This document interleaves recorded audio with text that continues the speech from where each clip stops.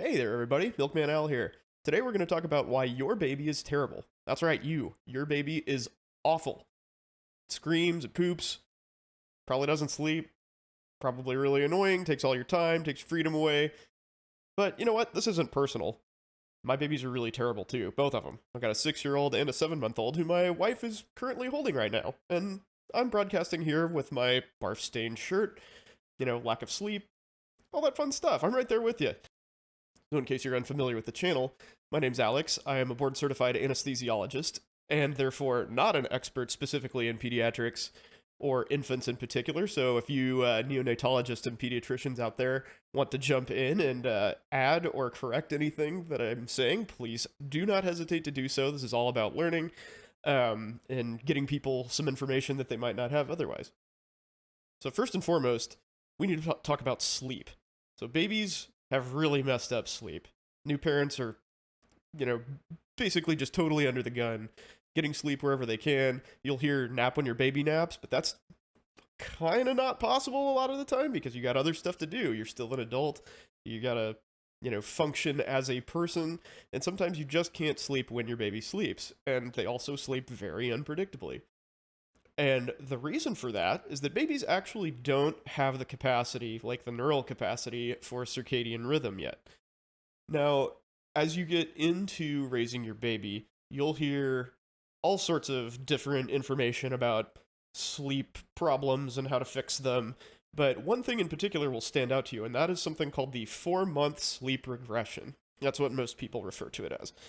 Which, in my opinion, is kind of a misnomer because it's actually a very big progression. So it's a huge milestone in your baby's neural, brain development, where they start to develop the ability to have circadian rhythms. And with that, they stop just kind of sleeping whenever they need to sleep, which is what they previously did. They're just like, oh, I'm tired, I'm gonna go to bed. So now they actually are trying to sort of get in a, night and day pattern, but they still require pretty substantial naps during the day, but this isn't a smooth transition. It's something you actually have to teach them. So when they are going through this change, when they hit this, threshold of development where they're able to stay asleep for longer at night, and they have this circadian rhythm, their sleep is very disturbed, and by extension, so is yours. So there are lots and lots of resources available for all things baby on the internet, and it's really difficult to tell what's good advice and what's not. That's one of the more challenging parts of being a parent, especially a new parent, is figuring out who to trust or what to trust. And unfortunately, there's not really a good answer to how to navigate this change, this neural change. I personally did something called sleep training, which is there's a ton of different ways of doing it, but it's sort of like a modified cry it out method, to be quite frank. And there are lots of people who are available to kind of walk you through it. That's a very stressful thing for a lot of parents, just basically letting your kid cry and going in intermittently and checking on them. But just hearing your baby scream is very tough, seemingly especially for moms. So fortunately, as time goes on, this problem, almost in a sense, solves itself. Your baby's brain develops to the point where they can reliably sleep overnight. Their number of naps will decrease from 3 to 4 to 2 to 1, and eventually, once they're about, 3-ish years old, that nap goes away entirely for most kids. There's a pretty big range of what is normal in terms of child development, as you will find out. So, parents stress out about this, clearly, all the time because not getting sleep sucks. And, they want to sort of force fit these rules to their baby and make everything go the way that they want it to or think it should, or, the way that their doula or book or whatever, source of guidance that they're using, their family members, tell them that it should go. And unfortunately, you have to strike a balance between doing that and just kind of letting your baby, sleep when they need to. Because if your baby's just tired and pissed off, there's really nothing that's going to fix that other than sleep. And there's something to be said for stretching your baby's wake windows, which, is basically the period of time where they can be awake. You need to kind of enforce that at a certain point to transition them from, 3 naps to 2 to 1. Um, but if you're trying to keep them awake for hours on end or disrupt their schedule, keeping them awake, later than they normally would be, that's going to go badly for you. Um, Babies thrive on routine, and like adults, they require a good sleep routine to have good sleep. We as Americans especially are very bad about this, but babies need to go to sleep around the same time every night, wake up around the same time every day, and nap at roughly the same intervals. And if you're very disciplined about that, your baby will sleep much better. Um, there are also tons of products on the market um, that will help you with sleep, or say that they will help you with sleep, and it's really tough to know which of those are good. There's an extremely expensive bassinet called a snoo that you can, I think it's like $2,000 to buy, but you can rent it for like $150 a month or something, and it's basically like it vibrates and like rocks your baby, which is kind of cool, but it didn't really work very well for us. I've met other people who swear by it. Who knows? But ultimately, discipline is the solution to this. Discipline and time. We'll find that, unfortunately, time is pretty much the solution to all of these problems. But in a sense, that's good because you know that your baby will age out of most of this. All right, so next, let's talk about the dreaded GI problems. So you hear about babies having colic and, constipation and all sorts of issues like that. Well, those things can really throw a wrench in the works. So they complicate sleep because a lot of times babies will be constipated, they'll be uncomfortable, and they'll wake up because of it. Similarly, if they're colicky, which means they have reflux, basically, they can wake up from that because they get that sort of like acid heartburn feeling, and they don't know how to deal with that. So all of these things that we'll talk about today kind of work together to make a very miserable situation for parents sometimes. So part of why babies, especially little babies, have so much issue with constipation is they can't actually push out poop. They don't have the muscular coordination to do what we call a Valsalva maneuver, which is the kind of like hold your breath and push thing that, you do as an adult to poop yourself. So anyway, they develop that ability around 3-ish months, but at first you'll notice them like grunting and being really gassy and all that sort of thing, and it really pisses them off because they can't figure out how to like push out a good fart, basically. So that's a big challenge for the first couple months, especially for formula fed babies. A lot of time formula fed babies kind of get a little dehydrated. It's just not as like formula isn't quite as biologically friendly as breast milk is, and so babies can kind of get hard poops. And when you don't have the coordination to push those hard poops out, that's a real problem. So they can get super pissed off because of that. So reflux is the other huge issue. Both of my kids had just absolutely crazy reflux. They slept terribly because of it. They vomited like crazy all the time. And it's a huge pain in the ass that there's basically nothing you can do about, unfortunately. You can give your baby like heartburn meds just like you would give an adult. They're the same meds. I have not noticed that helps at all. It's kind of a band-aid that makes parents feel better to the most, for the most part. And honestly, by the time a lot of those things would be working well, your baby has probably developed enough that they're kind of moving out of that reflux phase anyway. So generally, GI reflux peaks around like 4 to 5 months or so in babies. And then just steadily declines and gets better as your baby's GI tract matures and gets more, the musculature gets more coordinated, and they can move things through their GI tract as, an adult would. But, in the meantime, you can try proton pump inhibitors and acid reducers and all sorts of stuff like that, which it's not going to hurt them. But again, I personally haven't noticed a whole lot of effect in my kids. The research is kind of iffy. And it's sort of one of those things you just do because it's there, and the downside is very low. So Unfortunately, you're kind of stuck just waiting for your baby to stop having reflux. There used to be a product on the market called a rock and play, which was a sort of a little bassinet thing that you could put your baby in that sort of held their head up. So they were in a, like their head was above their stomach. And the idea was that it would decrease reflux. Unfortunately, that product has been recalled for, I don't know, 5-ish years. It used to be like standard, like literally everybody had a rock and play.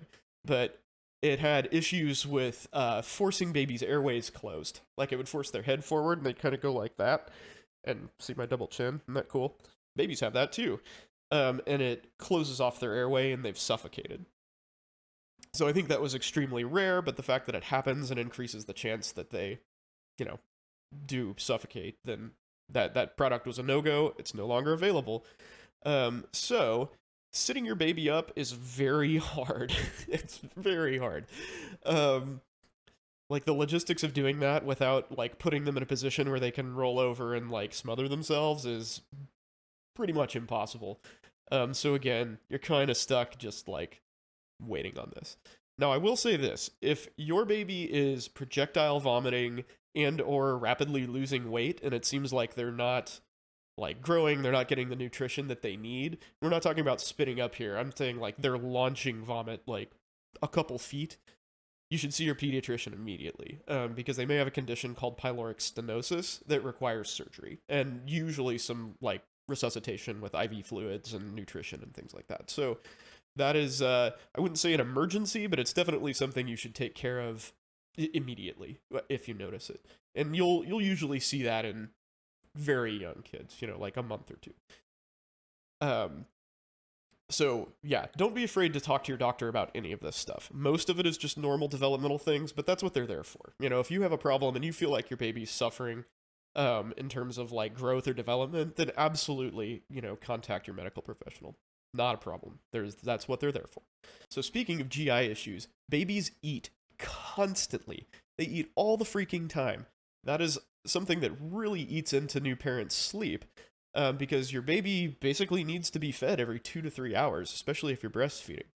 A lot of patients or parents think that that's like excessive or there's, you know, something wrong with their baby for whatever reason because their doctor tells them to feed the baby that often. That's just not the case. Your baby needs an absolutely astronomical amount of calories. So I'm going to show you a chart real quick here. So this is an article from the NIH. And you can see here caloric needs based on weight. So an adult is 35 to 45 calories per day, or 35 to 45 calories per kilogram per day. So in a typical 80-ish kilogram adult, that's like 2,500 calories, something like that. So as you can see right here, so an infant needs 100 kilocalories per kilogram per day. So 3 times as much as an adult. And when they're really young, like, you know, a month or two old, they need as much as 130 kilocalories per day. So in an adult, that would be like 10,000 calories. Like, that's hard to do. If you set out during a day and try to eat 10,000 calories, that is freaking hard. That is a lot of high fat, high protein, high sugar food. It's just a huge volume of food for an adult to take in. But this is what babies need all the time. So a general rule of thumb, which is off a little bit, but a general rule of thumb is that babies by age 1, 5, and 10 weigh 10, 20, and 30 kilograms. And a kilogram is like 2.2 pounds, in case you don't know. So that's like 22, 44, and 66 pounds by 1, 5, and 10. And put another way, babies are supposed to triple their birth weight in the first year. So imagine that you go from weighing 70 kilos, or, you know, 160 pounds, to 320 pounds, or 480 pounds in 1 year. That's what babies are doing. So they are growing at an astronomical rate, and they need the food and the calories to support that. And that is a huge demand on parents, even if not breastfeeding, because you're constantly having to give them bottles, and then as they age up, you know, food and all of that sort of stuff. And then at the same time, they're busy, right? They're running around constantly. Like once your baby starts to crawl, they're mobile and they're burning energy on that end as well instead of just using it for growth. So you constantly, constantly, constantly have to be feeding them. So the last thing I wanted to talk about is a little bit less objective than the other two things, and that's the mental health aspect of being a new parent. So clearly not sleeping and, a total disruption of your schedule and, all of the stress and change that having a baby brings with it, that those things in itself are profound detriments to mental health for most people. And I have found through my experience and also, through some research that I've read on the topic, that people are typically very stressed out or discouraged by other people who sort of use their experiences to tell you what to do.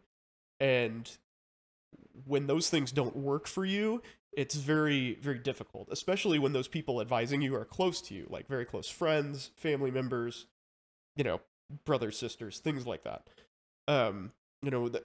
People generally they mean well, but a lot of people tend to whitewash their experiences with children and give you advice accordingly. Like, oh no, well, my kid never did that. My kid never did this. They just slept all the time. Like, well, okay, that's not very helpful. Like, what sorts of things can I do? Like, my kid does not do that. What sort of things can I do to help out? And one thing that has been well documented over the recent years is social media being just playing a huge role in a decline in mental health in our country in general. But in particular with new moms, there's this I don't know if I'd call it a culture, but this idea that, having a baby is supposed to be this like beautiful, uplifting, wonderful thing. And a lot of people catch a lot of flack for saying that it's hard or they're struggling. And moms feel like because of these, everybody posting these beautiful pictures of their family and their babies, they feel, myself included, I feel this way too, feel like maybe they're doing something wrong or their baby's wrong or they're parenting badly. And it's tough to get out of that mindset. But I'll use an example from my my personal experience. So we have had an extremely rough time with my 7-month-old, to say the least. She wasn't sleeping. She still doesn't take a bottle. She won't take a pacifier. So basically, our only chance for calming her down for months was breastfeeding her. And so my wife was just stuck. She wouldn't sleep on her own. Like, we tried. We've done this before. This is kid number 2. And we tried to do the hard line, like let her cry it out thing and just like leave her in there. And she just refused to go to sleep for hours. And so we were stuck like holding her for naps for a while until we could actually like properly sleep train her. And her sleep regression was more or less complete. Now that's sort of a, not the case because their brain's constantly developing, their sleep is constantly changing like we discussed. But the first one is where you can really make big inroads into making them have a dedicated schedule. Anyway, so we were under the gun because we were constantly holding her for naps. She slept poorly at night, in maybe 2-hour increments and had to eat. And just life was rough. Life was real rough. And I think my 6-year-old was kind of getting jealous / feeling neglected, like he didn't have enough time with us because we were just constantly wiped out. And so one day it was very nice out and we decided to just get out of the house because we were tired of being in here. Took him for a walk. Like, he pushed, my kid was pushing the stroller. He loves his little sister, absolutely loves her. And I don't know why, because she's really done nothing but screw his life up. But anyway, he was pushing her in the stroller and she was smiling and he was having fun and we were enjoying ourselves. And my wife made a social media post about it. And I think it was titled, "The Best 15 Minutes of My Day." And, we got all these likes and everybody's like, "Beautiful family, yeah, yeah." And then, we come back inside and we're all miserable. Like, we're all just absolutely destroyed, both mentally and physically. But we had this, like, one brief moment of just, family bliss that got posted to the internet, but you didn't see the other 23 hours and 45 minutes of just like brutal suffering that we'd been going through, and the months of much the same that had led up to that. And that's really, really hard for new parents who don't know better, right? They see all these people posting their best 15 minutes of the day and think like, what am I doing wrong? Why is my family not like that? You know, because the natural thought is, oh, well, that's how their family always is. It's not. It's not. You know, certainly people have babies that are harder than others, and there's a spectrum of difficulty here, but babies, they're just tough, man. They are just super duper hard. And these things are very difficult to get through, especially when you, like I said, have this culture where, you know, you're supposed to enjoy your baby all the time, and you're supposed to think this is a magical thing to do. And it's tough. It's tough to get through that. So, that's the basics of why your baby sucks. There's way more to it, but this is going to be a really long video if we decide to go through all of that. But I am Milkman L.